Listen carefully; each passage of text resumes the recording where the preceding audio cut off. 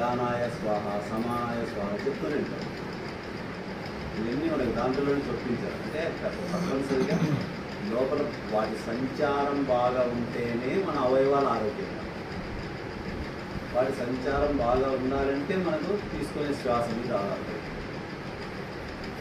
ఉపప్రాణాలు ఉన్నాయి. తుమ్ములు రావాలన్నా, ఆవలింత రావాలన్నా, పేర్పులు రావాలన్నా,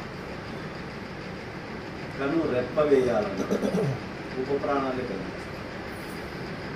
హార్ట్ లోపల ఉన్నటువంటి ఆ నాడీ వ్యవస్థ కానీ ఆ వాల్వ్స్ కానీ పనిచేయాలంటే ధనుంజయ అనేటువంటి ఉపప్రాణం.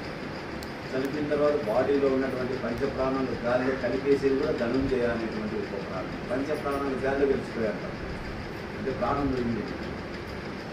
ఆ లోపల ఉన్నటువంటి పంచ ప్రాణాలు ఉపప్రాణాలు అన్నీ.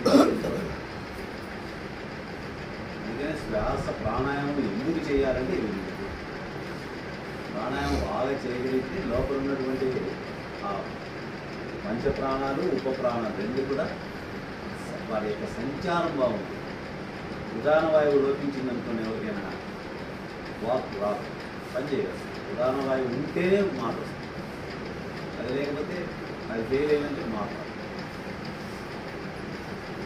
మన లోపల జరిగేటువంటి టెక్నిక్ బాడీ యొక్క పనితీరు ఎలా ఉంటున్నాం ఇవన్నీ మనకు తెలియవన్నమాట.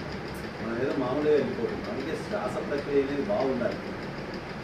బాగున్నప్పుడే మనకి ఇవన్నీ కూడా బ్యాలెన్స్. లాస్ట్లో మనం ఏం చేసాం, అబ్డామినల్ బ్రీతింగ్ ఫస్ట్ ఇలా చేసినప్పుడు ఇక్కడే ఉడుకుతుంది, ఇలా చేసినప్పుడు ఇక్కడ ఛాతీలో, ఇలా చేసినప్పుడు మనకి ఈ వీపు భాగంలో ఉంటుంది. అంటే ఇక్కడ ఈ ప్రాంతం నుంచి పైకి. చివరిలో ఏం చేసాం, మనము కలిపి చేసాం. యోగిక్ బ్రీతింగ్ అనేది కలిపి చేసాం. కొంచెం బాగా ఇలా తీసుకొని నొప్పుకు కింద నుంచి పూర్తిగా నింపుకుంటారు. కొత్త ఛాతీ ఇక్కడ డయాఫ్రమ్ ఉంటుంది, ఇక్కడికి వచ్చి అనుకుంటుంది క్లారికల్స్ అంటారు. పూర్తిగా వదిలేయాలి.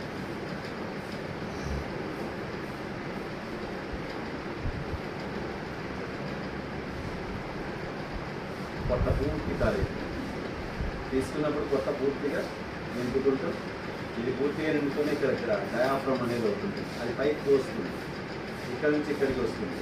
ఇంతవరకు పూర్తిగా నింపడం. అంటే abdominal breathing, chest breathing, clavicles breathing మూడు కలిపి చేసింది ఇప్పుడు యోగిక్ బ్రీతింగ్ అంటారు. దాన్ని అంతర్ముఖ ప్రాణాయామం అంటారు. దాని మీద బాగా ప్రాక్టీస్ చేస్తే ధ్యాన స్థితి బాగుంటుంది. ధ్యానానికి సులభంగా వెళ్ళడానికి అవకాశం.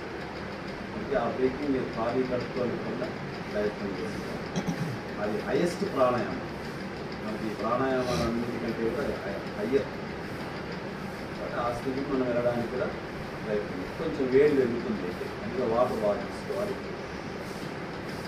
కొంచెం ఇలా బాగా నొక్కితే తీసుకొని ఇంటి పైకి వెళ్ళాలి. కొంచెం గ్రిప్ వస్తుంది. ఇక్కడ నొక్కిన రెండు బాగా మోకాల మీద మీరు నొక్కినపోయితే పూర్తిగా నిండిపోతుంది. మనకు తెలుస్తుంది బాగా నిండి. మళ్ళీ కిందికి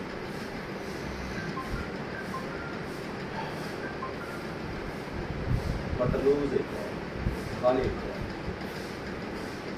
ఇలా మీకు అవకాశం సార్.